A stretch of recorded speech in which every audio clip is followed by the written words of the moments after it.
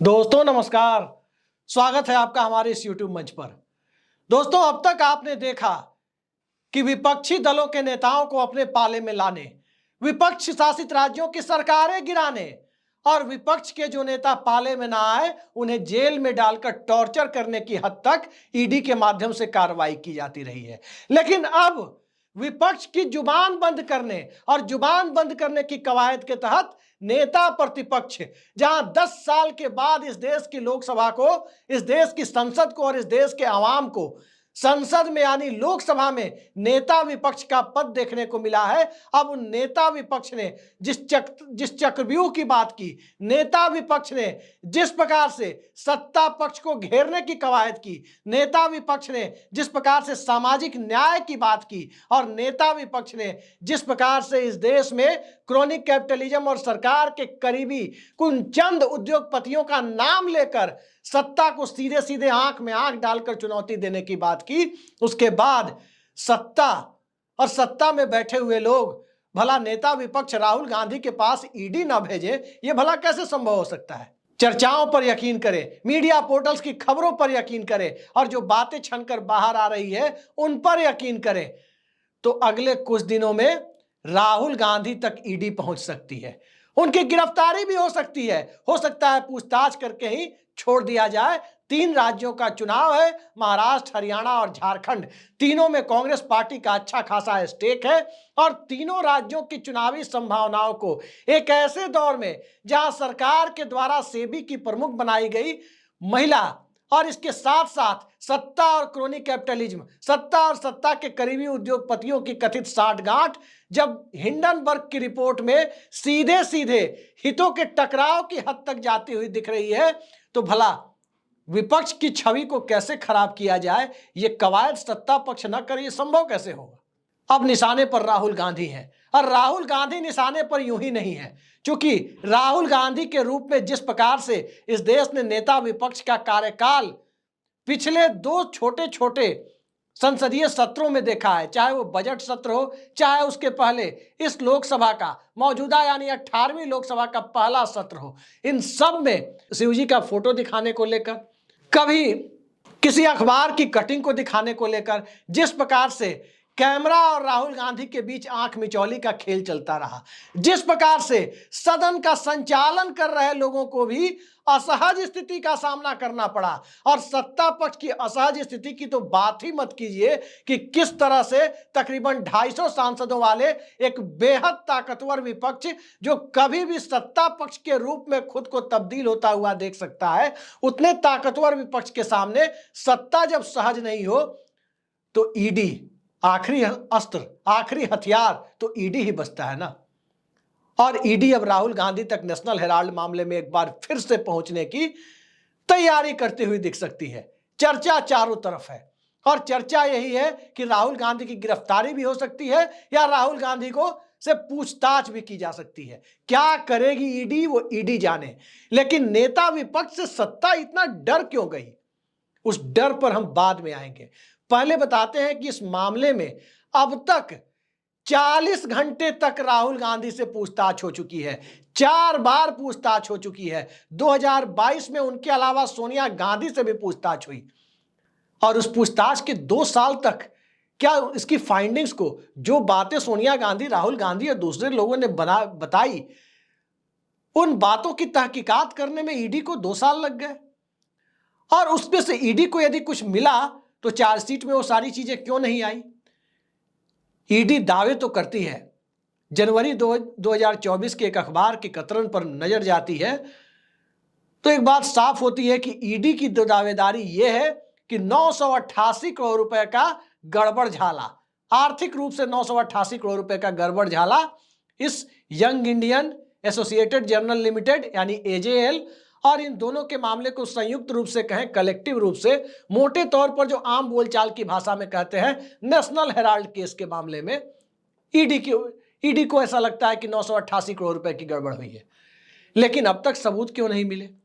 अभिषेक मनु सिंघवी बड़े वकील हैं, कांग्रेस पार्टी के नेता हैं, वो यहां तक कहते हैं कि इस मामले में न तो कोई आर्थिक लेन देन हुआ, न जब आर्थिक लेन देन ही नहीं हुआ तो मनी लॉन्ड्रिंग कहां से होती, और जब मनी लॉन्ड्रिंग नहीं हुई आर्थिक लेन देन नहीं हुआ तो आर्थिक भ्रष्टाचार कहां से हुआ? ये सारी बातें अभिषेक मनु सिंघवी कहते हैं। और जब तक कोई पुख्ता सबूत इस मामले में ईडी सामने लाकर रख नहीं देती कि बिना आर्थिक लेन देन के भी आर्थिक भ्रष्टाचार हो सकता है, तब तक भला इसको आर्थिक भ्रष्टाचार इस देश में लोग मानेंगे कैसे?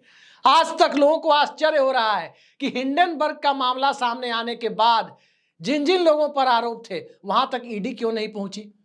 अभी भी ईडी नहीं पहुंची है। क्या सेबी चीफ और उनके पति के पास ईडी पहुंची है?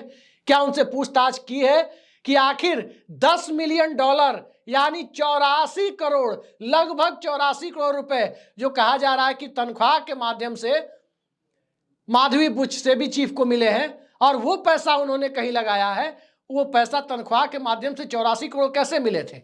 भारत में किसे 84 करोड़ रुपए की तनख्वाह सरकारी नौकरी में मिलती है? ये सारी बातें पूछने ईडी नहीं जाती।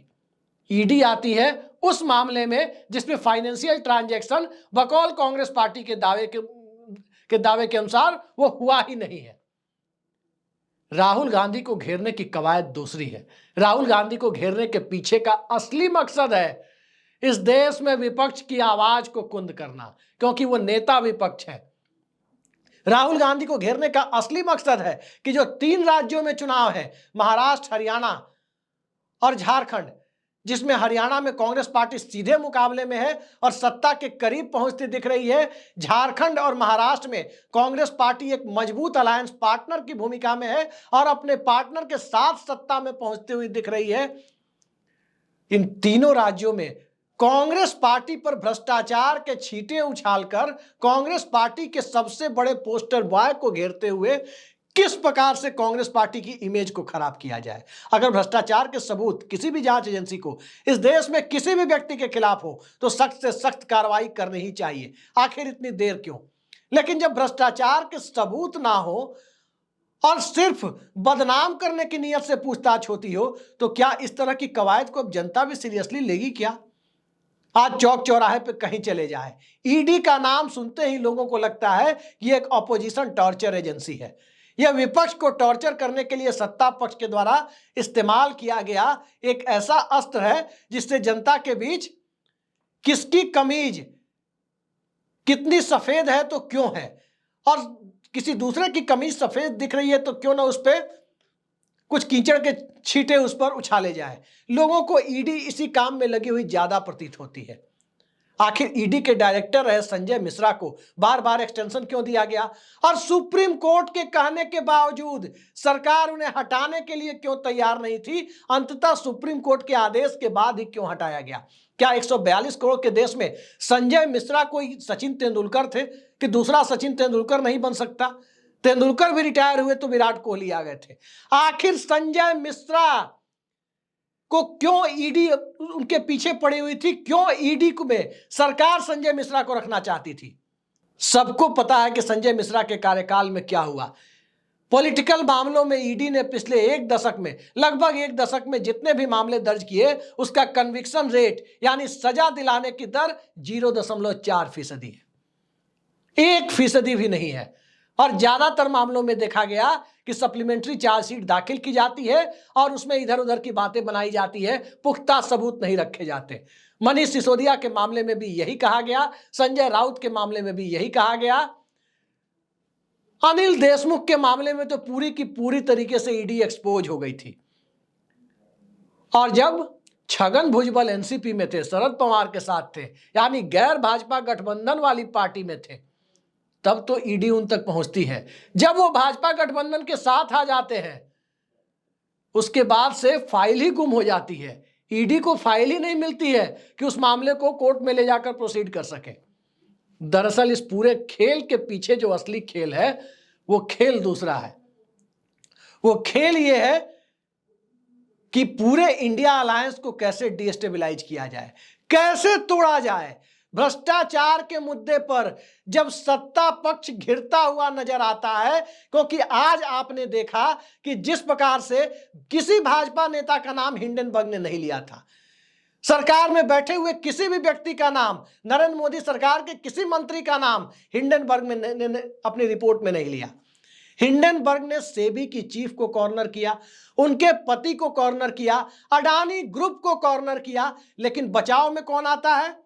मैं अपने दर्शकों से पूछना चाहता हूं कि हिंडनबर्ग की रिपोर्ट को गलत साबित करने के लिए हिंडनबर्ग अडानी के प्रवक्ता को आना चाहिए था, उन्हें प्रेस कॉन्फ्रेंस करनी चाहिए थी, उनके किसी सीईओ को आना चाहिए था, माधवी बुच को प्रेस कॉन्फ्रेंस करनी चाहिए थी जो सेबी की चीफ है, लेकिन भाजपा के प्रवक्ता रविशंकर प्रसाद प्रेस कॉन्फ्रेंस कर रहे हैं, गिरिराज सिंह बयान दे रहे हैं। क्या गिरिराज सिंह किसी अडानी पार्टी के मेंबर हैं? क्यों उन्हें बयान देने पर मजबूर किया गया? क्या रविशंकर प्रसाद भारतीय जनता पार्टी जो अडवाणी की पार्टी रही है, वो अडवाणी की पार्टी छोड़कर अडानी की पार्टी तो ज्वाइन नहीं कर ली है उन्होंने? अडानी की कोई पार्टी चुनाव आयोग में रजिस्टर्ड है क्या? ताकि हिंडनबर्ग की रिपोर्ट के ऊपर जब छींटे अडानी ग्रुप पर पड़ते हैं तो बचाव के लिए भारतीय जनता पार्टी के नेता सामने आते हैं और विपक्ष के ऊपर उल्टा आरोप लगाते हैं। आरोप लगाया हिंडनबर्ग ने, सबूत जो उसके पास उपलब्ध जितने भर थे वो देने की कोशिश की हिंडनबर्ग ने। तो आज की तारीख में उसे विपक्ष के साथ, कांग्रेस के साथ जोड़ने की कवायद क्यों हो रही है? आरोप लगाने वाले के सवाल पूछने की बजाय यह काम क्यों हो रहा है? आखिर जेपीसी क्यों नहीं बैठ सकती हिंडनबर्ग के मुद्दे पर? आखिर सत्ता के साए में चल रहे पूंजीवाद के घटिया खेल के खिलाफ कोई नेता इस देश में जनता के बीच माहौल बनाने जाता है तो इसमें गुनाह क्या है? राहुल गांधी वही काम कर रहे हैं, चाहे कोयले की ओवर प्राइसिंग का मामला हो, चाहे इस देश के संसाधनों की लूट का मामला हो, चाहे इस देश में पब्लिक सेक्टर की दुर्दशा का मामला हो, चाहे बीएसएनएल का मामला हो, चाहे किसान नौजवान का मामला हो, चाहे दलित आदिवासी ओबीसी का मामला हो, हर जगह राहुल गांधी सरकार को घेर रहे हैं। जब से लोकसभा का चुनाव हुआ है, ताकतवर विपक्ष सामने आया है, तकरीबन 250 के करीब उसके सांसदों की संख्या पहुंच गई है। कभी भी जब भी नीतीश कुमार और चंद्रबाबू नायडू का मन डोल गया, उसी वक्त विपक्ष सत्तारूढ़ हो सकता है केंद्र में। यह डर सबसे ज्यादा सत्ता में बैठे हुए लोगों को है और इसी डर के आसरे एक नए किस्म का खेल खेला जा रहा है कि क्यों ना राहुल गांधी की छवि को ही खराब किया जाए। राहुल गांधी आज की तारीख में विपक्ष की शैडो कैबिनेट के प्राइम मिनिस्टर की तरह है। नेता प्रतिपक्ष, वेस्टमिंस्टर मॉडल जिसे ब्रिटेन का कहते हैं, उसे लोग अगले प्रधानमंत्री के तौर पर आमतौर पर देखते भी हैं। भारत में 10 सालों के बाद कोई नेता विपक्ष मिला है, क्योंकि पहली बार किसी को इतनी सीटें आई है 10 सालों के बाद जिससे लोकसभा में विपक्ष के नेता का एलओपी का पद क्रिएट हो सके। अब सवाल यहां है कि राहुल गांधी को घेर करके कांग्रेस पार्टी को क्या संदेश दिया जा रहा है? दरअसल भारत जोड़ो यात्रा और भारत जोड़ो न्याय यात्रा के बाद से ही राहुल गांधी कांग्रेस के, यूं कहें कि इस देश में एक बड़े राजनीतिक स्टार के तौर पर सामने आ चुके हैं। अब राहुल गांधी को पप्पू कहने की हिमाकत भाजपा के लोग भी नहीं कर पाते। कांग्रेस मुक्त भारत की बात आपने जुबान पर किसी की सुनी नहीं होगी अब, जो तकरीबन 5-7 साल पहले आप सुना करते थे। कोई नहीं कर रहा कांग्रेस मुक्त भारत की बात। और सदन के अंदर जिस प्रकार से विपक्ष आक्रामक दिख रहा है, कई बार तो स्पीकर की रूलिंग को, स्पीकर की पहले दी गई रूलिंग से सीधे सीधे सदन में सांसद ही काट दे रहे हैं। अभिषेक बनर्जी ने कई बार काटा। राहुल गांधी और सदन के कैमरे के बीच जब भी वो कोई फोटो या कुछ उठाते हैं, आंख मिचौली जैसी स्थिति बन जाती है। और स्थिति तो यहां तक आ गई है कि अब जब राहुल गांधी के कद को राजनीतिक तरीके से नहीं घटा सकते, क्योंकि राहुल गांधी जो राजनीतिक लड़ाई लड़ रहे हैं, राहुल गांधी जो मुद्दे उठा रहे हैं, वो मुद्दे कहीं ना कहीं कितना राहुल गांधी सत्ता में आने के बाद आम जनता के लिए कर पाएंगे, ये अलग बात है। जितने मुद्दे वो उठा रहे हैं उसका आधा भी कर दिया तो एक बहुत बड़ी उपलब्धि होगी। नरेंद्र मोदी भी मुद्दे उठाते थे कि अच्छे दिन आने वाले हैं, लोगों को काला धन ला करके 15-15 लाख रुपए दे दिए जाएंगे, तमाम बातें आपने सुनी होगी। इसी तरह राहुल गांधी भी मुद्दे उठा रहे हैं, जाति जनगणना की बात कर रहे हैं, जिसे बीजेपी का चुनावी हिंदुत्व बिखरता हुआ दिख रहा है। आरएसएस की पूरी सोशल इंजीनियरिंग बिखरती हुई दिख रही है। राहुल गांधी जिसकी जितनी संख्या भारी, उसकी उतनी हिस्सेदारी की बात कर रहे हैं। राहुल गांधी अग्निवीर की बात कर रहे हैं, राहुल गांधी किसानों की एमएसपी गारंटी और स्वामीनाथन फॉर्मूले की बात कर रहे हैं, और राहुल गांधी की पार्टी और गठबंधन के लोग ओल्ड पेंशन स्कीम को अपने अपने राज्यों में लागू भी कर रहे हैं और उसकी बात भी कर रहे हैं। तो ये सारी कवायद जब एक साथ आकर खड़ी हो जाती है तो भारतीय जनता पार्टी अभी तो 240 पर दिख रही है, हो सकता है महाराष्ट्र खिसक जाए हाथ से, हो सकता है हरियाणा झारखंड भी खिसक जाए, और उसके बाद जब 3 राज्य खिसक जाएं, उसके बाद नीतीश कुमार और चंद्रबाबू नायडू भी यदि खिसक जाए, जेडीयू और टीडीपी भी खिसक जाए, तो कोई आश्चर्य नहीं होना चाहिए, क्योंकि नीतीश कुमार की कोई मांग, चाहे वो विशेष राज्य का दर्जा हो, चाहे वो बिहार के बढ़े हुए आरक्षण को जिसे हाईकोर्ट ने क्वैश कर दिया था, रद्द कर दिया था, उसे नवी अनुसूची में डालने का मामला हो, कहीं से नरेंद्र मोदी की सरकार जो नीतीश कुमार की बैसाखियों पर टिकी है, उनकी मांग को पूरा करने की कोई इच्छा जाहिर नहीं कर रही, उससे दूरी बना रही है। ठीक इसी तरह चंद्रबाबू नायडू को अपने राज्य की खस्ता वित्तीय हालत के लिए जितने पैसे चाहिए, वो पैसे मिलते हुए नहीं दिख रहे हैं। कहीं से पैसे मिल भी रहे हैं तो केंद्र सरकार गारंटर के तौर पर गारंटर बन के लोन दिलवा रही है। अरे जो राज्य पहले से लोन के बोझ तले, ऋण के बोझ तले डूबा हुआ है, कर्ज में है, उसको और ज्यादा कर्ज दिलवा रहे हैं।